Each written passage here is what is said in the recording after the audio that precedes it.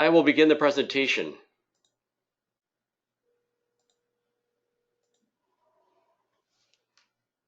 First thing is that to make the most of this learning opportunity, I'm going to leave you on mute. However, I am very anxious to hear from you, so please, as you think of questions, jot them down and then come back afterwards directly to my email, mark@states.com, or to the stathelp@states.com, attention, Mark. Furthermore, following up, you can find slides posted already now at the 3wstates.com webinar HTML. And later, I hope, there will be a recording put up. So that would be an extra bonus for all concerned. All right, so let's talk about design of experiments made easy yet powerful with Design Expert software from States. My background is professional chemical engineering. I'm also a certified quality engineer. And I've been doing design of experiments since 1974. At that time, I was using a slide rule and mimeographing pages with templates on them out of standard books of designs of experiment. So I can tell you firsthand that over all these years, the advancements have been unbelievable with the aid of computers to make this tool very easy to use. And there's no reason it shouldn't be used by all concerned. The what's in it for me or with him for this webinar is to demo Design Expert, focusing primarily on factorials, which is a core tool for design of experiments. And a big emphasis on what I'm going to be presenting will be an appreciation for multi-factor testing, which comes with these factorial designs.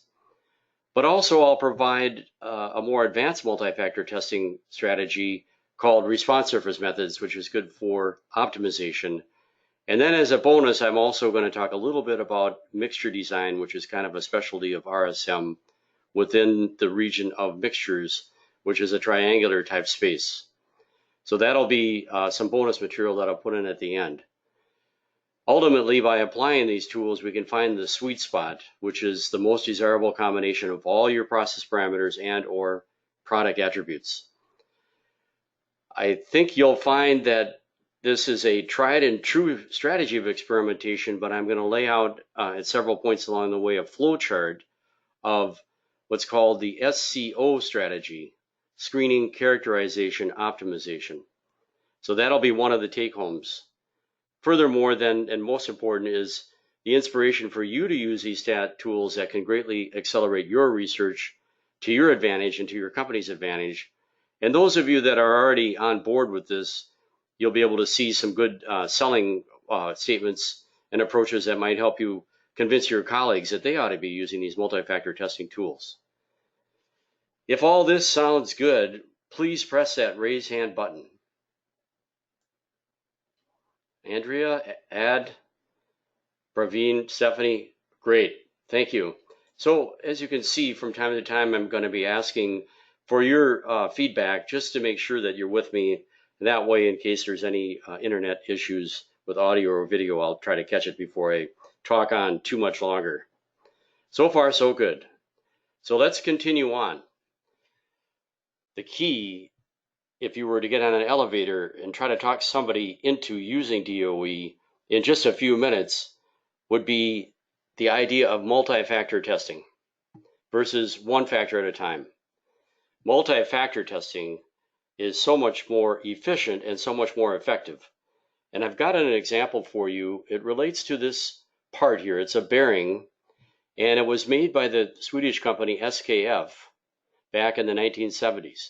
At that time, they were being hit very hard by the Japanese competitors with bearings that not only lasted a lot longer, but they were quite a bit cheaper. So one of the things that they came up with was replacing the metal raceway with this red plastic that you see here. But it didn't happen that easily because the engineers primarily were mired down with this one factor at a time approach. Luckily, a fellow by the name of Christopher Hellstrand got wind of a more advanced technique.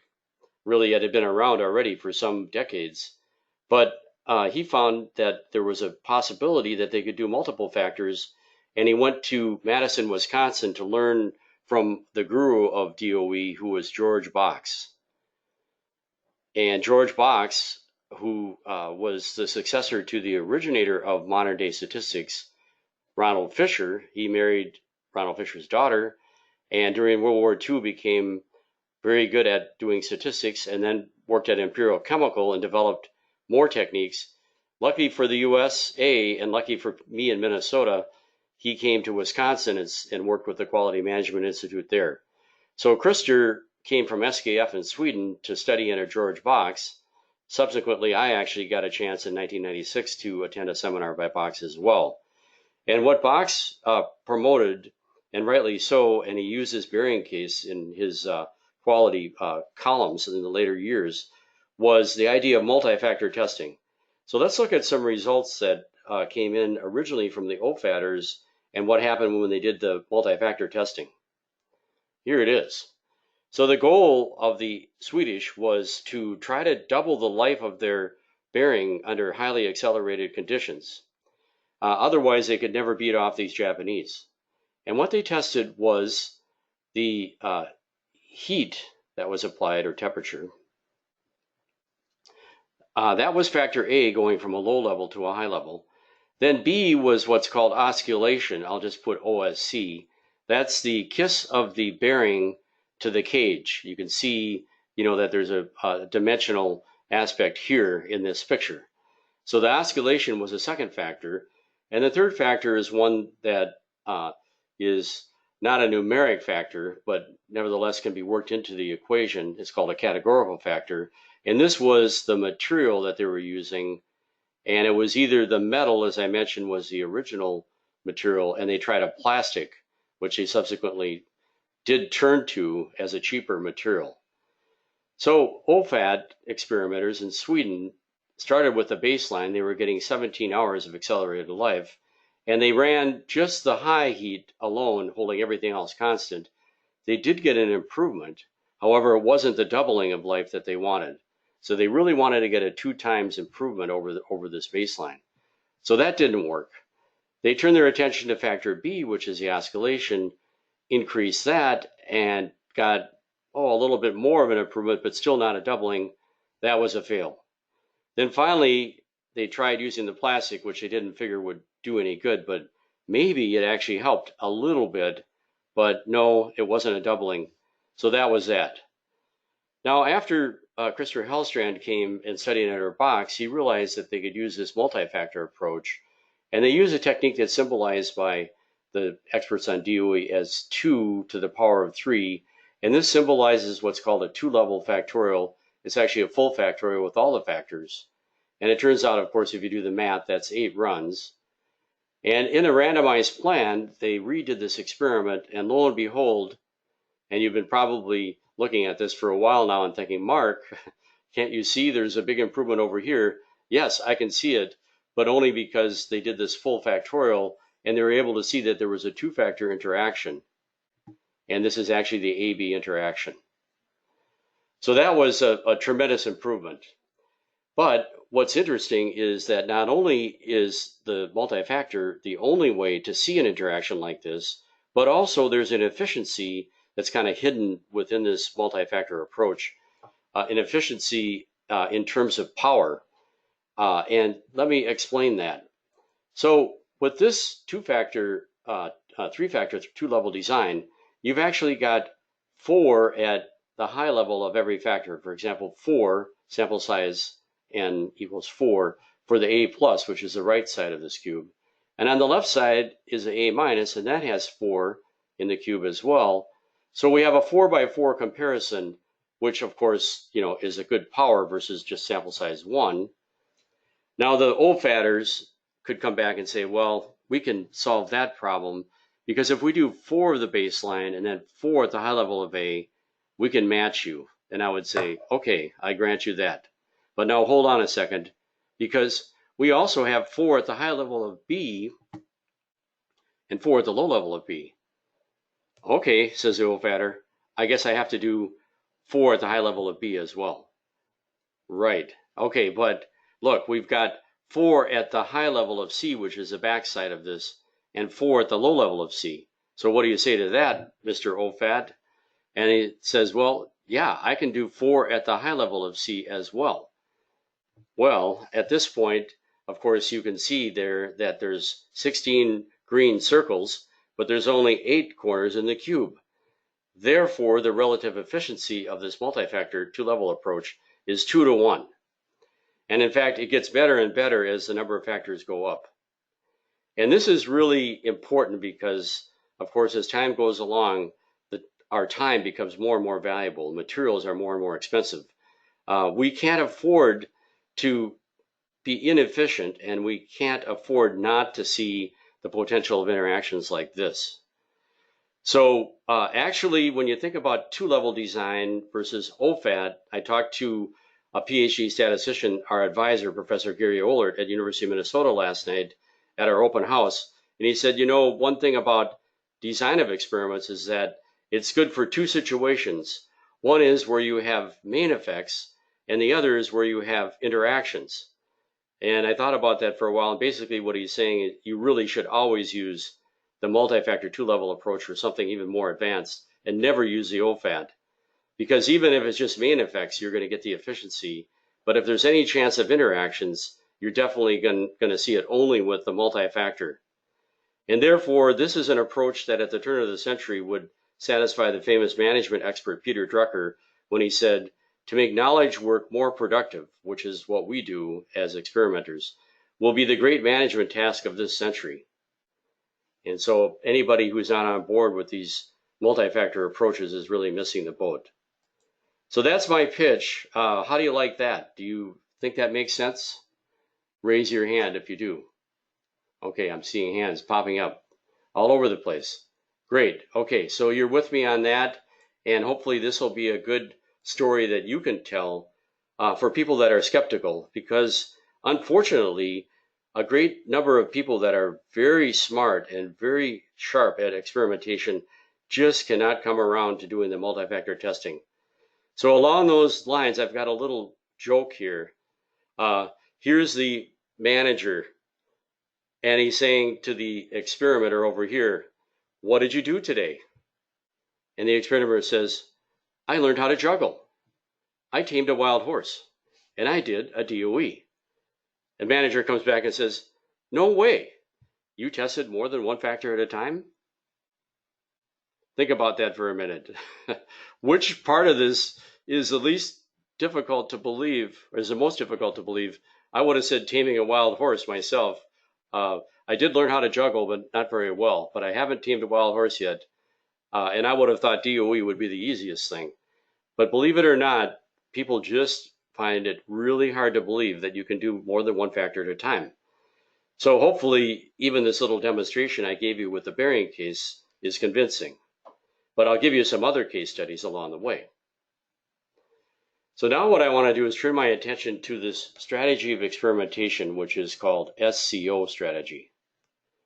And this was developed by DuPont, and it became their approach beginning in the 1950s, because in 1951, George Box and another guy named Wilson developed the last part of what was needed here for the SCO, which is the optimization phase, by inventing these response surface methods, which are RSM. So at that time, the chemical process industries, including the industries that I was working in chemical specialty as a chemical engineer, began to work with this strategy of SCO. The S is screening. The screening part of it, you would take some number of known factors that say 3, I'm going to say K equals 3, and temporarily set them aside. Things like time and temperature and concentration that you might know are going to affect the process.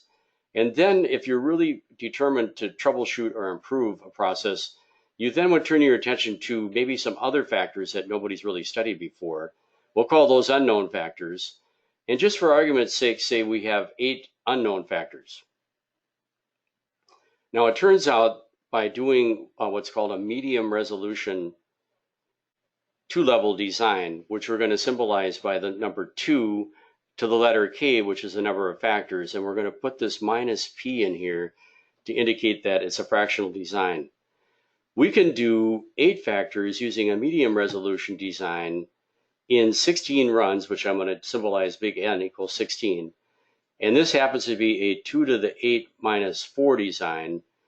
And you'll see this when I show our demo as a yellow design. A yellow design being one that is, kind of proceed with caution, but it really works good for main effects. So by running a design like this, a medium resolution design, we can screen the vital few from the trivial many, and typically about 20% of your factors will turn out to be vital, and the other 80% can be discarded. So let's say we started with 8 factors, and let's just for argument's sake say that 2 of them came out vital and 6 were discarded. Now we merge in the 3 that we held aside with the 2 that we screened, and now we have 5 factors.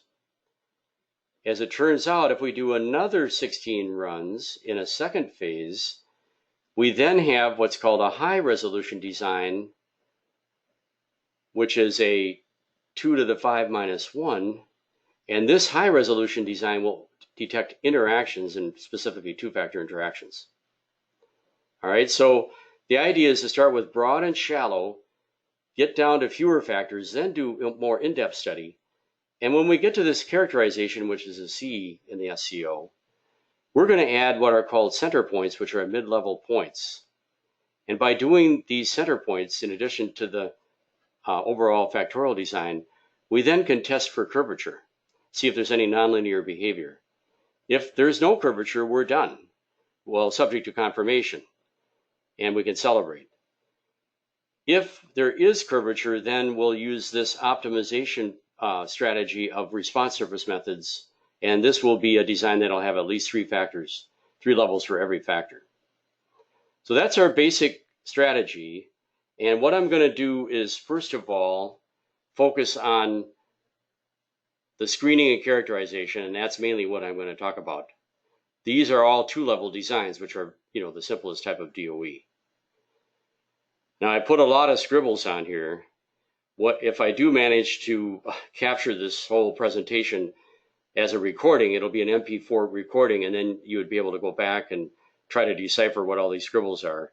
But otherwise, you will get the PDF of the actual PowerPoint slides, clean without all these scribbles posted. So we're going to continue on from here, but before I do, since I've been talking for a little bit here, raise your hand if you see a lot of scribbles on a flowchart. Okay, I don't know whether you can make any sense of all this, but don't worry. Eventually it'll sink in. It's just a matter of, continually kind of going over this. I've been doing this since 1974, and I'm still picking up little bits of information, or I've forgotten things and then I have to relearn it again. So that's just the way it goes. But I think you probably can appreciate that it's good to have a strategy of experimentation. And the idea of breaking this down into the screening, broad and shallow, and then the in-depth characterization for those first 2 phases, hopefully that has some appeal to you because of the flexibility of it, the fact that you're breaking down into smaller groups of experiments. It all becomes a lot more palatable, a lot more effective. It's very versatile, and this is where George Box really excelled, because he could see by observing when he worked at Imperial Chemical after cutting his teeth as a statistician during World War II, that he needed to have some kind of way of allowing the experimenters to shift gears and move this way and that, as needed, because it's very important to get the job done quickly. So let's talk about these first 2 phases, which involve 2-level design, screening and characterization. So here we're going to quickly sift through a large number of potential factors, discard the trivial many, and then follow up with an experiment that focuses on the vital few. These can be done via 2-level factorial designs, which we saw with the bearing case are very simple. And we'll use a fractional design for main effects for the screening, and this would be what we call a medium resolution design. And you're going to see these as yellow on our design builder. But then we'll follow up unless we solve all our problems, which could happen in just one shot. But if we still feel we need to do further work to resolve 2-factor interactions, you can follow up on a second phase with a high-res design. And this would be shown as a green design on our design builder, green for go ahead. And of course, you can adapt, you could maybe start off with the high-res design if you want to. You could even start with the responsiveness method. So you have to gauge, what sort of design is right for what you want to do. That's up to you. Well, let me show you an example here that came from this fellow Aaron Thaliador some years ago. And he contacted me and I helped him work on this biotechnology project. He needed to have his bugs make drugs, and he wanted to get the greatest harvest possible, of course, which is measured by optical density. And he thought that maybe there could be a number of factors that would affect the harvest. First and foremost, the culture medium temperature. The pH of the medium was another factor. The amount of oxygen that was dissolved, to start with, factor C. Then, of course, how many cells he put into the fermenter to start with, which again is measured by optical density. And then what would he feed them? How much should he feed them of the proprietary complex solution and how much of the inducer solution?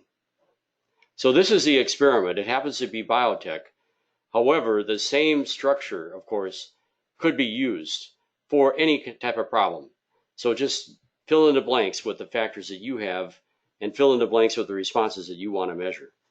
And the same template can be used, but this happened to be one that worked very well for Aaron, and hopefully you can identify with it, and I'll use this as an example. So another thing is that he actually had 4 fermenters. There's some fermenters pictured here. And so another little wrinkle on this, you'll see that he broke this into 4 blocks, which was really advantageous because he could do it much more quickly by separating out the overall experimental array into 4 parts and running them side by side. So that's another thing. And so we're going to do this as a 4-block experiment. Okay, so here is the design builder. It's a slightly older version of what you'll see in our program. But you see where they have the white diagonal, which are the full combination of the number of factors. So you have 2 factors is going to take 4 runs, 3 is 8, et cetera, et cetera. So what Aaron was looking at to start with was doing a full factorial with 64 runs, and that was too many. Now, normally I would, as a chemical process development engineer, like to do one of these green designs, and Aaron did too, but even the green design, which would have resolved 2-factor interactions straight away, was too much. So he settled on, my joke here is a happy medium. If you're involved with biotechnology, you might get that. But the happy medium was not to go all the way to the red designs because those are too low in resolution. But in between are these yellow designs, and those are actually pretty good for screening. And in this case, it brought it down to only 16 runs. So this was a choice that he made. And you could use this in a similar fashion. You're either going to do the full factorial if you want to keep it simple, with 4 factors, maybe you could do that. But once you get to 5 or more factors, I would always cut back to at least a half fraction. I wouldn't go to the red designs for any type of discovery that you're trying to make. But actually, the red designs are very good for what are called ruggedness testing. And that would be at the final part of it where I showed you the confirmation node on the flowchart. You might want to run one of these red designs just to kind of test out your process against all possible factors with the fewest number of runs. But normally, if you're trying to experiment and discover something, I would say with either the green or the yellow. So that's what Aaron did. Now here's where the math and magic occurs. Back in the 1920s, this guy Fisher more or less invented DOE.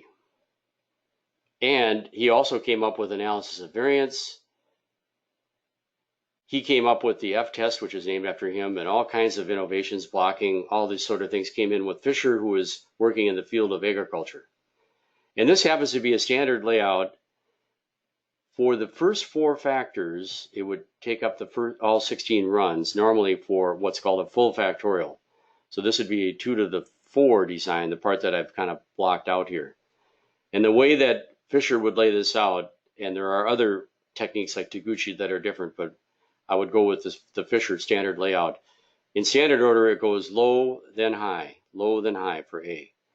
Then we have 2 lows and 2 highs for B. 4 lows for C, and then 4 highs, and then 8 lows and 8 highs. Now we don't want to run this in this order because If we did, if there was a lurking time-related variable, it would confound our estimate of D. So you always want to randomize the order, and this is something that Fisher really emphasized. But what's interesting here is that there's actually two more factors, and the trick is that we deliberately set E equal to the combination of A times B times C, which is a minus times a minus times a minus, equals a minus for E. Sorry, we got these three multiplied together, and that is how we get E sign. And every time you multiply these three, you get the sign for E.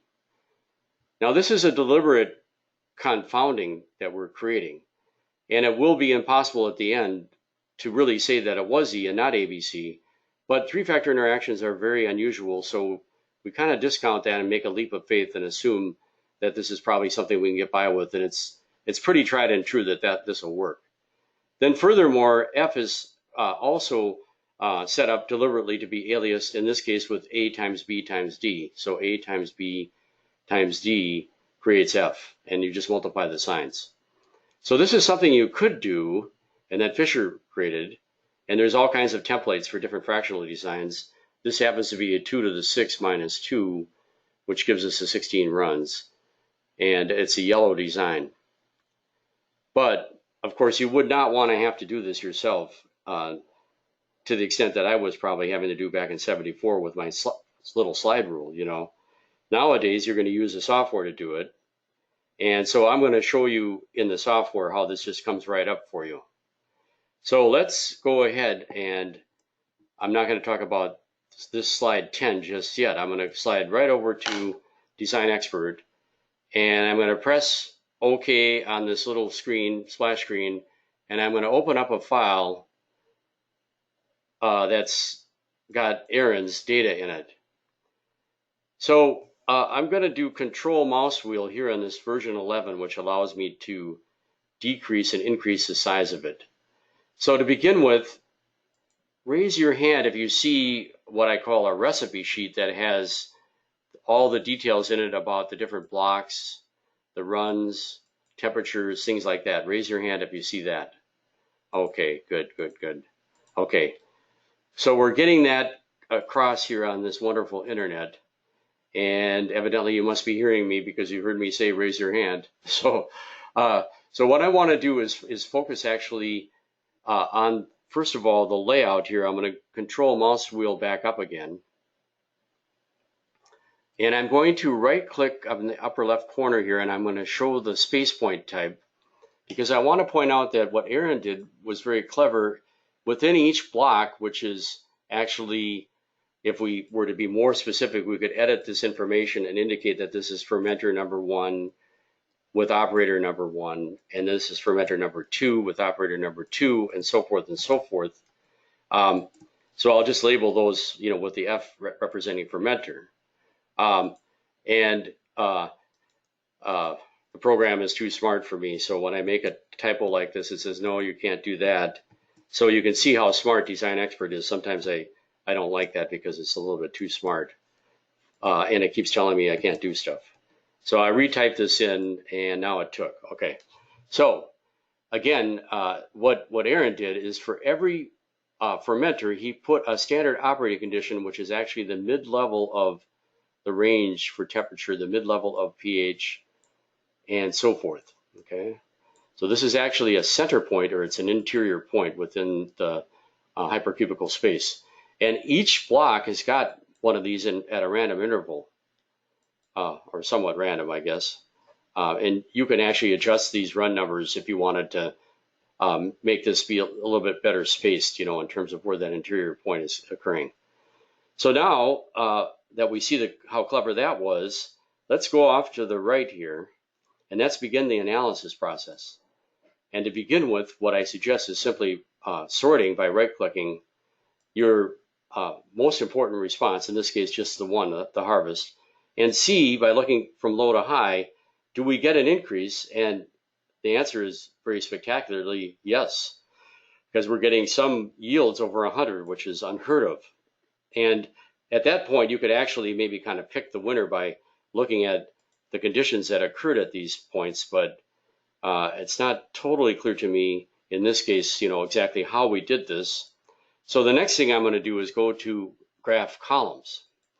Now, graph columns proves the adage from Confucius that one graph is worth 1,000 numbers, right? One graph is worth 1,000 numbers, or something like that.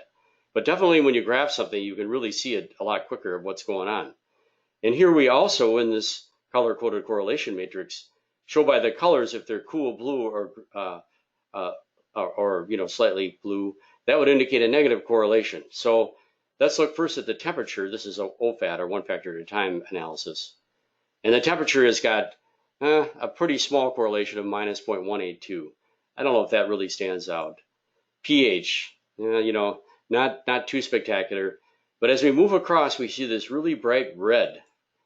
And that is the induction OD, which indicates the amount of cells we've loaded in originally. Well, it's like, yeah, we knew that. Of course, if we put more cells in at the start, we'll get more yield at the end. So I think if we displayed this, a lot of people would say, boring, but I would argue that at least this shows you that we can quickly see the main effect standing out. But that's about as far as we can get with the graph columns, is really just look at the main effects that are there. But let me show you that there's a kind of a hidden gold here coming out in the analysis that you won't see straight away unless you start dissecting the results. So we're going to look at a more sophisticated analysis now by moving down from this beginning node and branch and under design down to the next branch in our tree structure, which is analysis. And if we had multiple responses, you would see more branches coming down here. So the first thing is we can, if we want, do a transformation of all the results. And in the case of cell growth, you might naturally consider doing a natural log. However, in the interest of keeping things simple, or what's called the principle of parsimony, ironically, parsimony not being a very simple word, but in the interest of keeping things simple, let's start by not transforming. And I'm going to show you a really cool graph that doesn't come up most anywhere else other than in Design Expert for its special case of two-level factorial and general factorial design. It's called a half-normal plot. Now, the way this plot works is this y-axis is specially scaled so that when you take the absolute value of the effect, the trivial many effects will fall on a straight line, and even our software defaults the line to indicate that there might be some standing off to the right, and these are the ones that you want to pick because they're not falling in the pack of the normally distributed trivial many near zero effects. And the first one off to the right here is the induction OD. Okay, well, good thing we looked at the graph columns because we kind of realized that that would happen. But the part of it that's revealing is that there's another effect standing out, and this one is the AD interaction. And this is what really made the difference for Aaron and for his company. Now, I would not really display this to people that are not savvy on DOE. I would instead go to another plot that's a lot easier to look at. It's called a Pareto chart. So I'm going to press this Pareto chart to look at this again in a different format. However, when I do, I get a warning from the software. I told you it was smart. And it's saying, look, you've picked D, you've picked AD, but you really don't have a complete family here because you don't have the main effect of A included here. So what we're going to do then is we're going to say yes to allow this to be switched into what's called a hierarchical or family model. And now A comes into play, and it turns out to be, just a little bit below the normal significance limit that's given by a t-value, and well below a more corrected type limit called the Bonferroni. But definitely D falls way above, and actually AD is even above the more conservative Bonferroni limit. And actually A is the next biggest effect, but we should include that regardless. All right, so we're looking at the Pareto chart, and I've been talking a bit here. But what do you think? Does a Pareto chart make it a bit clearer what the ranking of effects is than the half normal? Would you generally agree with that? If so, raise your hand. Yes, okay, I'm getting agreement. The Pareto chart is easier to show the ranking of effects, okay? However, I definitely would first start with the half normal and use that to pick the effects. To select the effects, use the half normal plot, and then use the Pareto to display it. And we could actually use the Pareto to select effects, but I'll show you how hard that is, because it just is kind of strange the way the Pareto adjusts as you go down. So either chart can be used, it's interactive, but I definitely like the half normal plot to start with and then go to the Pareto.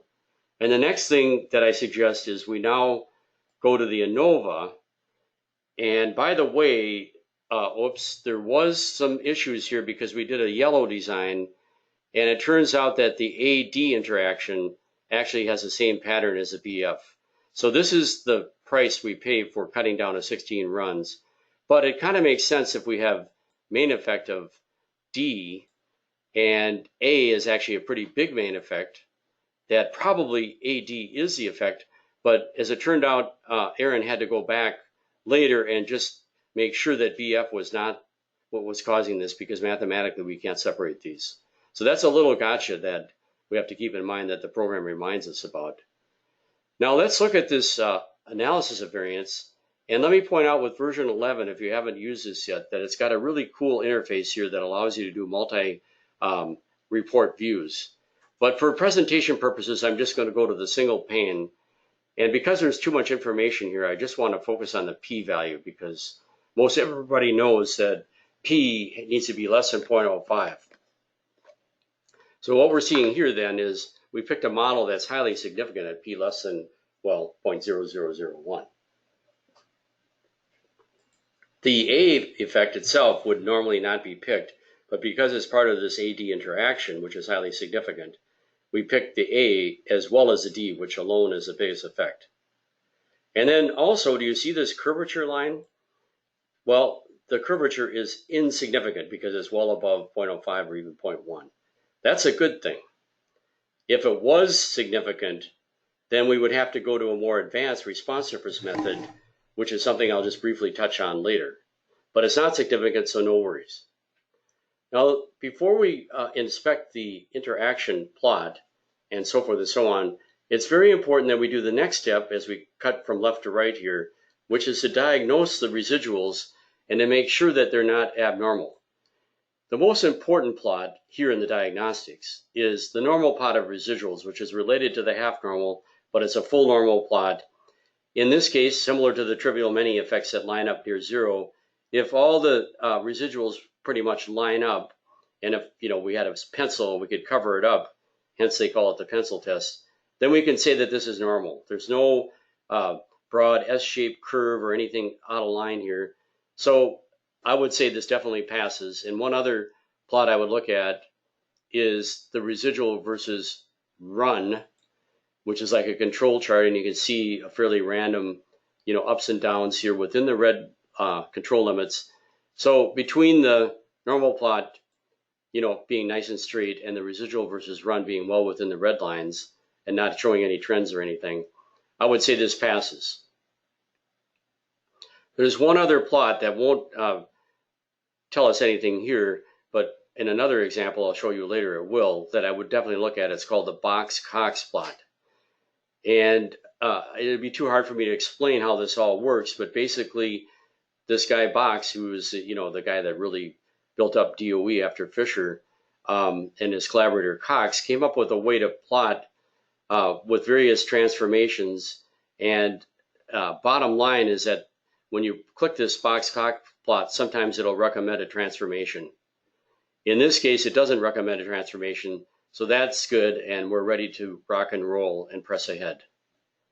So I'm going to move to the model graphs, and here is the reveal, the climax to this story is that Aaron discovered that there was an interaction of temperature with the induction OD. And of course, he wanted to load up as much as he could on the cells coming in. And normally they would have run at this higher temperature of 39, but it turns out that the combination of high temperature with the high loading of cells is not as good as if you reduce the temperature. And notice that here at the low temperature of A, with the high loading, which is the red line, that this result stands well above any of these one-sided least significant difference bars that are presented by Design Expert. So when you click this and see the gaps here, you know that you've found, the best condition. And if you're not quite exactly sure that that's the case, you can go to numeric optimization and you can just tell Design Expert, give me the maximum results that are possible within my range of experimentation and tell me what those conditions are. So I'm going to say maximize harvest, and I'm going to put a stretch target at the top here and just double check and see if I got the right conditions. Yes, because it says reduce the temperature to the low end, load up as much as you can for the induction for the cells, and that should give you the top harvest.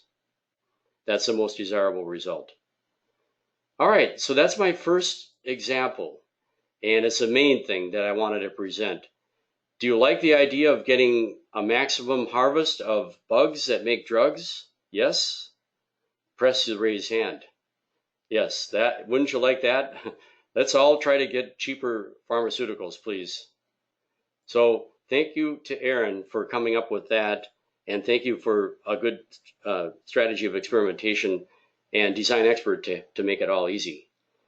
So to recap then, we had this project to try to get the harvest up, and the choice was made to use this medium resolution design, which worked pretty well.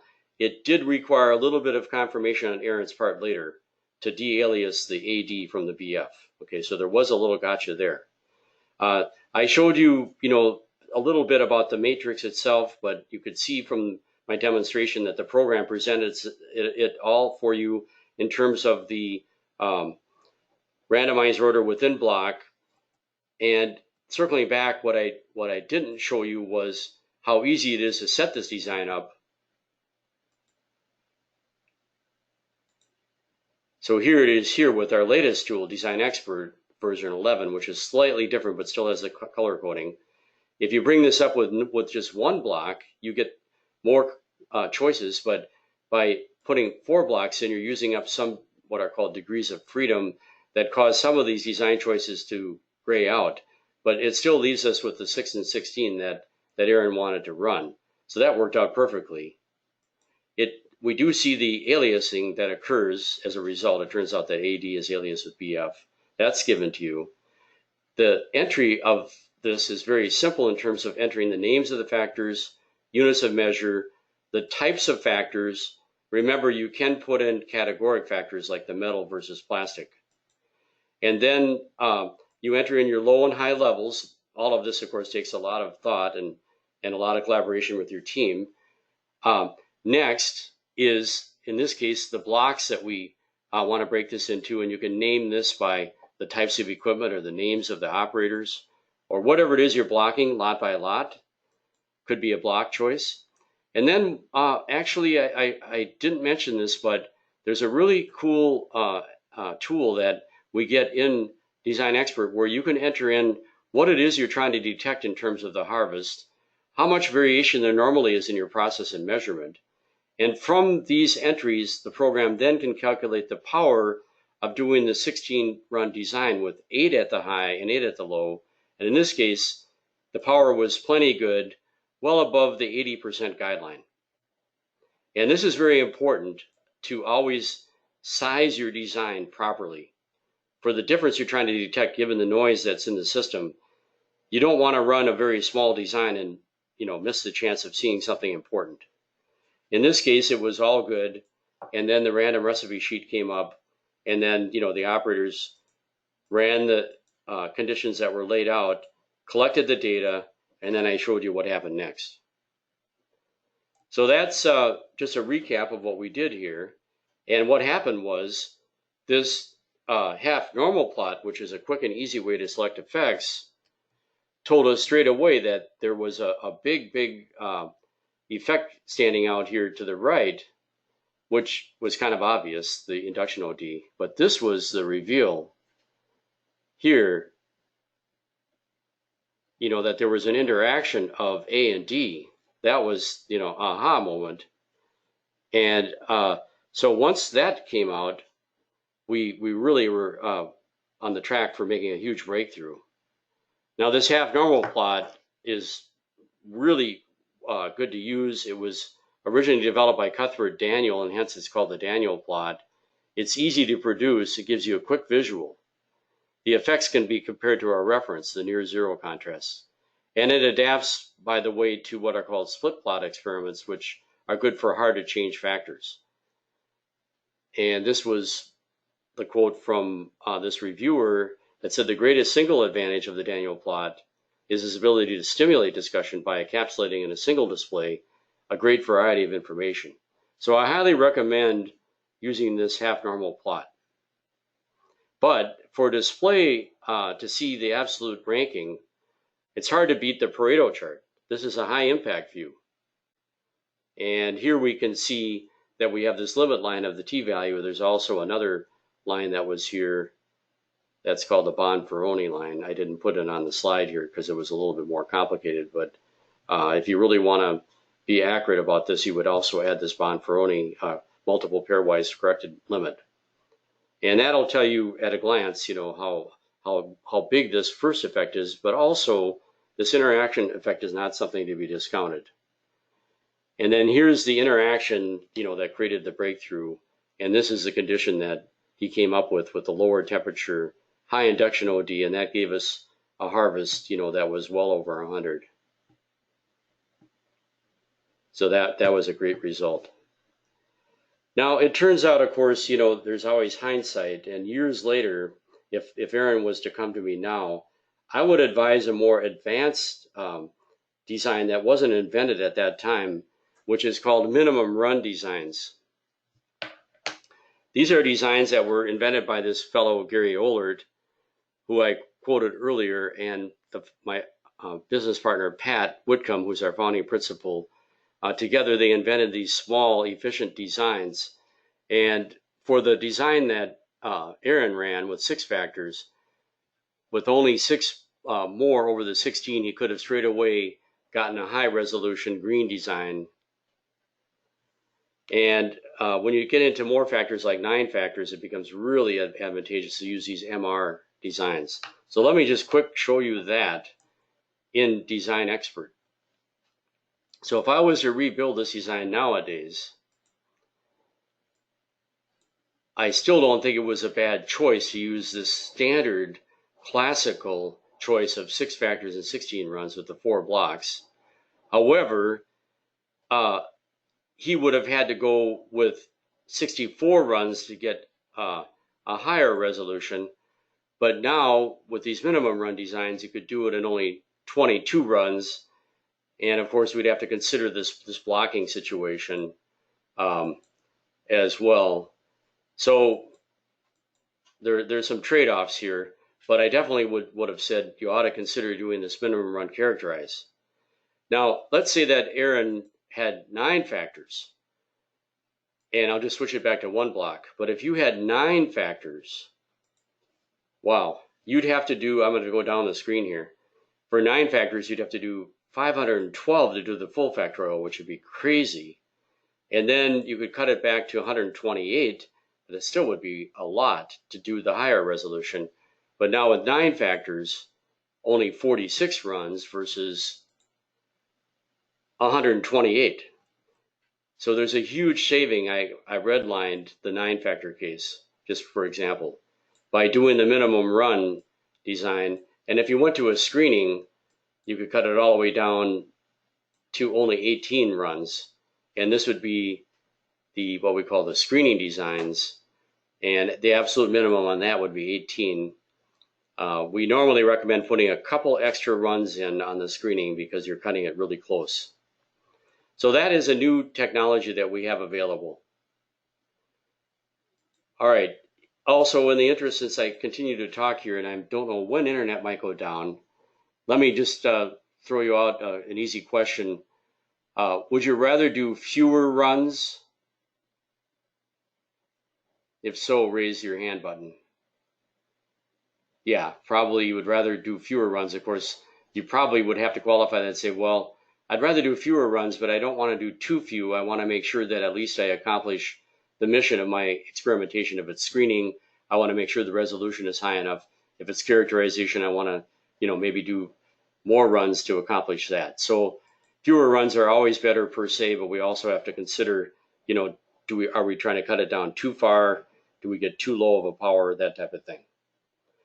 All right, I don't have a whole lot of time left, but I did want to devote most of it to the factorial design, screening, and characterization. But let's just take a quick look at what would happen if, for example, in Aaron's case, if we had curvature in significant. And it turns out that in our program, if you do see significant curvature, let's say that Aaron had found that these interior points were all much higher than anything else, then he probably would have had to go to a special design tool that allows a given block of runs to be augmented in different ways. And I probably would have suggested going to this RSM design. And by going through this process, you could actually take an existing set of runs and increase the number of runs, increase the number of levels, and you would get to this responsiveness method, or RSM, using Design Expert. But what I'm going to show you very quickly as a demo is where some engineers went straight in with an RSM because they knew already it would be nonlinear behavior. And so I'll come to that in just a minute, but basically what we want to do is hold back on coming in with RSM straight away. If we think we might be a ways from the optimum, it's better to first do the screening and then the characterization. And only if there's curvature, then we would follow up, either start a whole new design or augment the design and do RSM. What's nice about RSM is it gives you maps. So it's very visual. So there is something you get by spending the time and effort.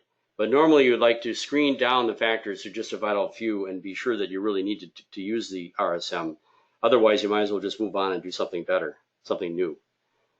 So when to apply RSM is not when you're way far away from the peak, but try to use your subject matter knowledge in screening and characterization and get your way all the way up to just a few factors to where you think you're within the region of where the peak is, and then do the response surface method in that region of interest. All right, now I have a story to tell you, and it's about a guy named Bill. Now, Bill was very smart, PhD organic chemist, but he just couldn't really get with this multi-factor testing. But that was okay because he knew that I could work with that as chemical process development engineer. So I was very happy that Bill was very methodical in this particular case where we were trying to get the yield of a vitamin E product, which was very valuable, improved. So Bill started working on this, and he was very straightforward. And I heard somebody characterize that the chemical journals are, the journals of OFAT, because there's so many of these type of graphs that you'll see. But what Bill did was he very carefully ran a whole series of A, and he mapped it out, and he said, look, if I get A at this level here, I'm going to get a pretty good yield. So he set A and fixed it, and he said, I think B might have an effect. And it did, a little bit less. And he did the same thing with B, holding A constant. And he said, I've got the answer.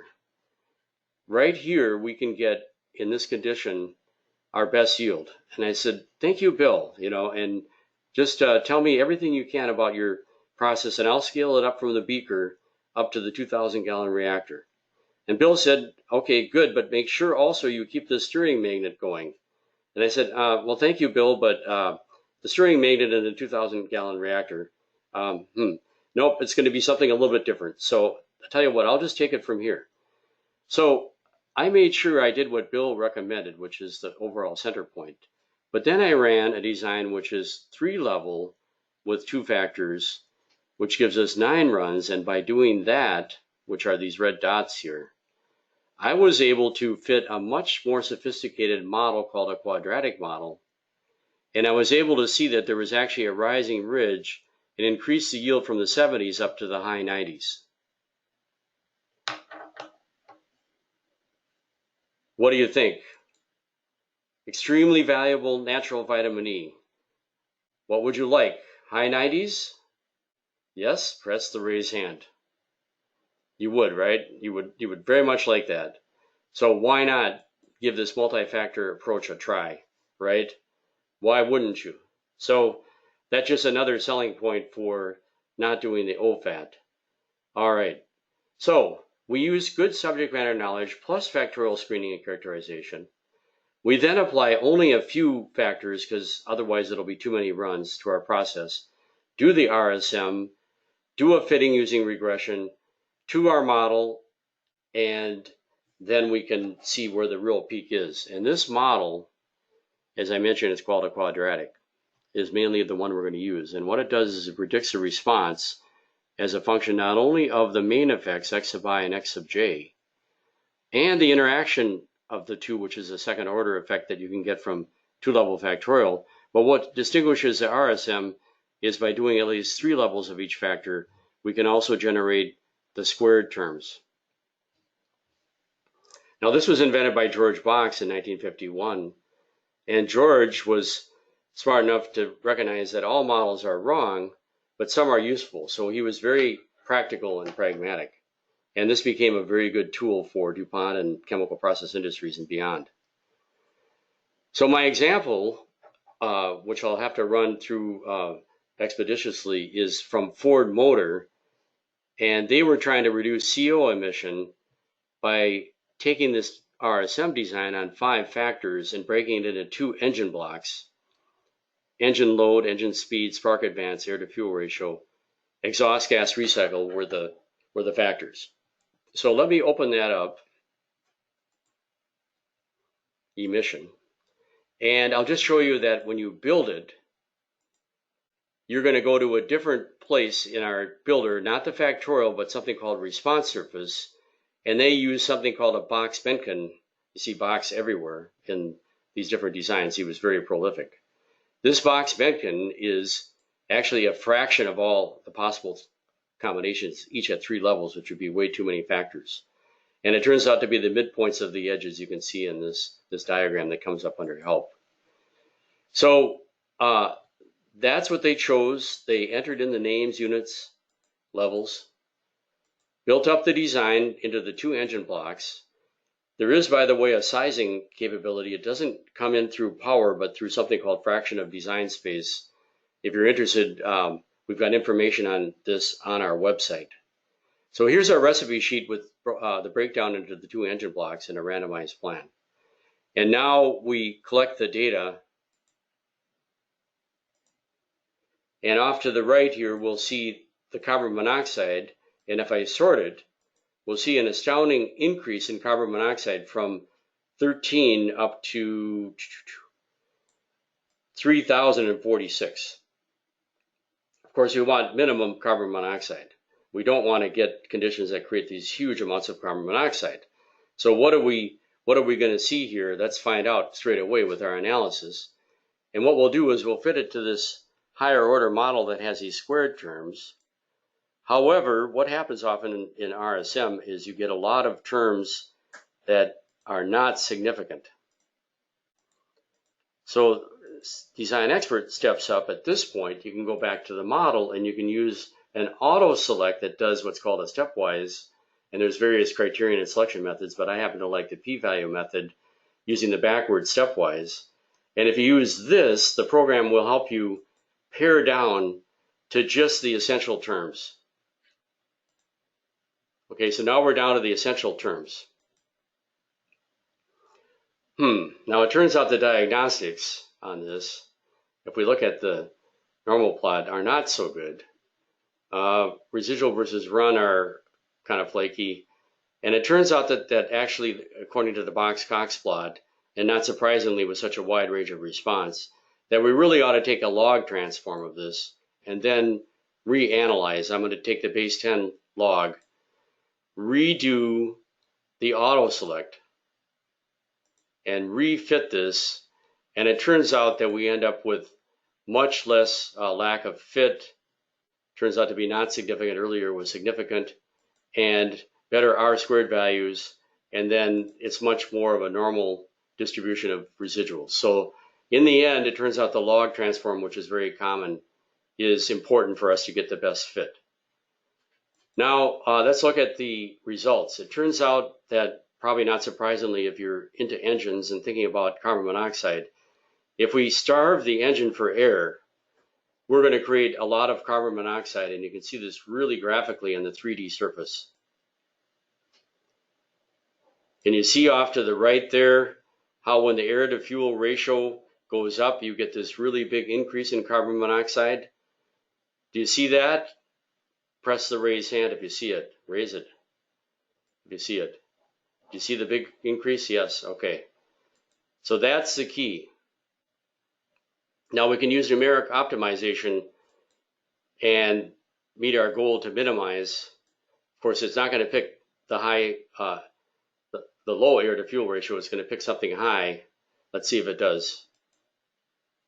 Right. Okay. So it picks the highest air to fuel ratio, but also it says you'd be a little better off with a low engine load, low engine speed, and high spark advance.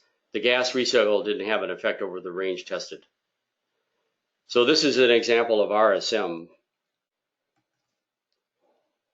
Now there's a specialized form of RSM, and this is the last thing that I'll cover, and I'm getting close to wrapping this up probably within the next 10 minutes, if even that long.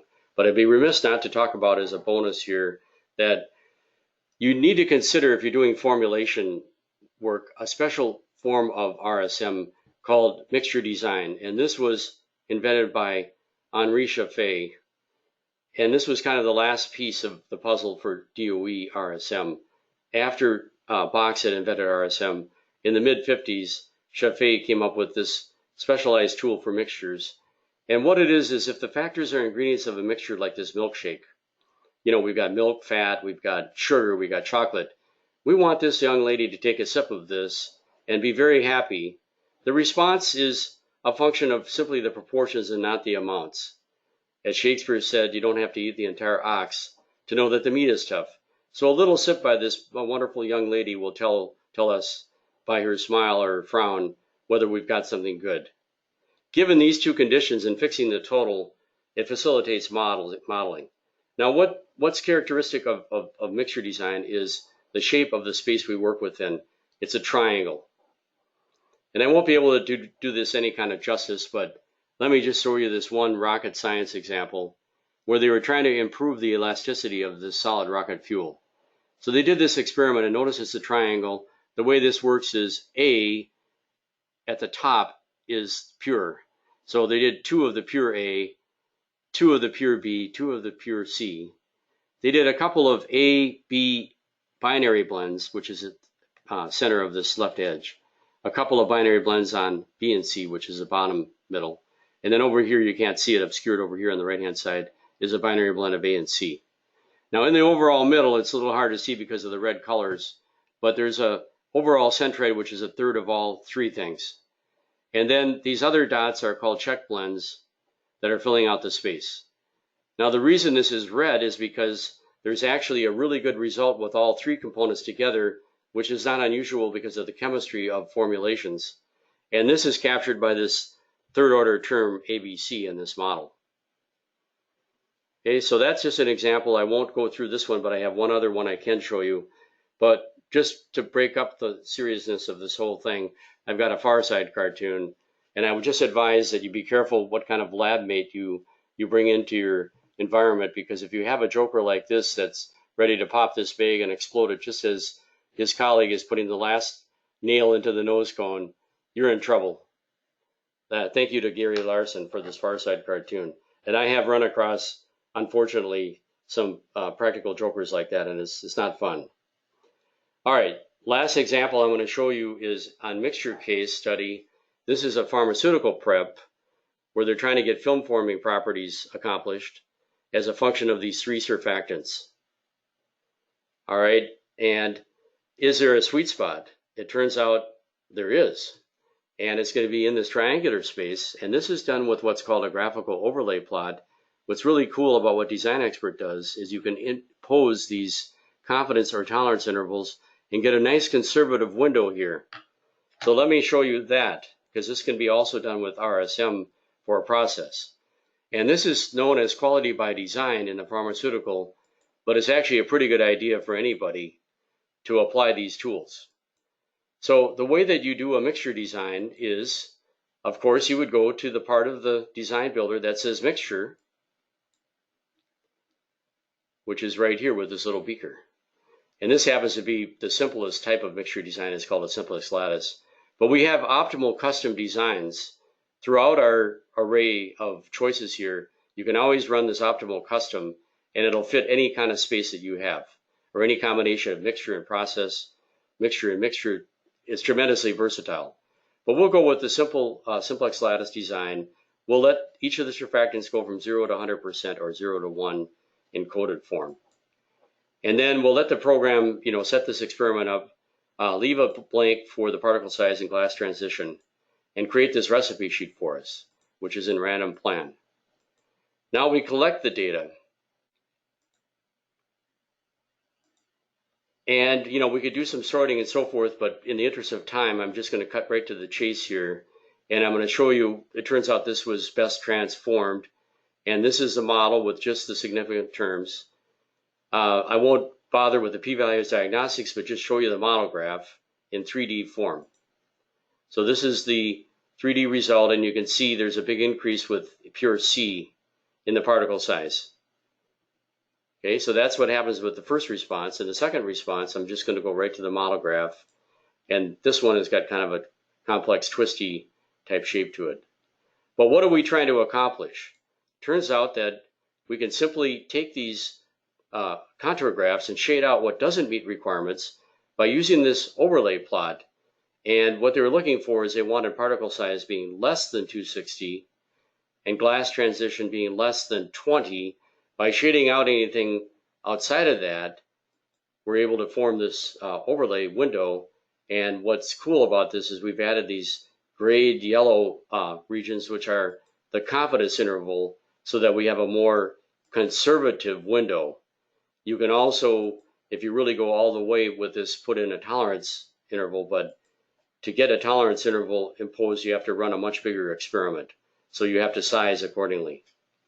Then finally, we go to the numeric optimization, and by going to that, we can both minimize particle size and minimize the glass transition and find the magical recipe, which is shown here.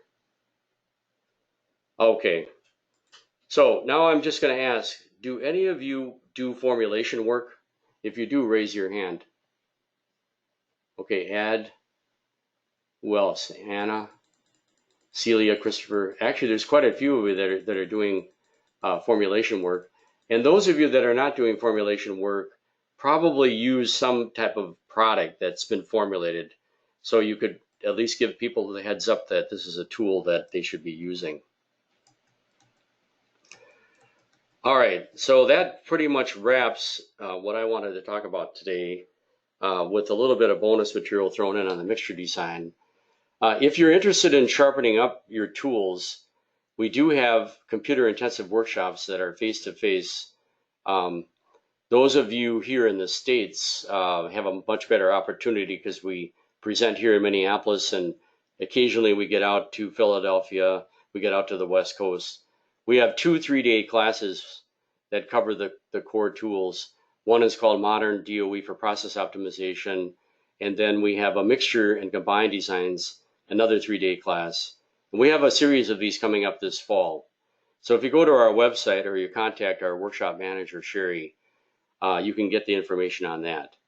If you do a private class, we can do a tailored presentation, and these are 2-day presentations, but they can be, 2.5 days or 3 days if you want, or even less, but probably 2 days at a minimum would be good.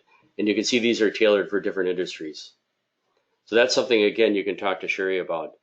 But what I'm really excited to tell you is that there's a whole series of web-based do-it-yourself classes that are on our Staddies Academy that you can get through our main website.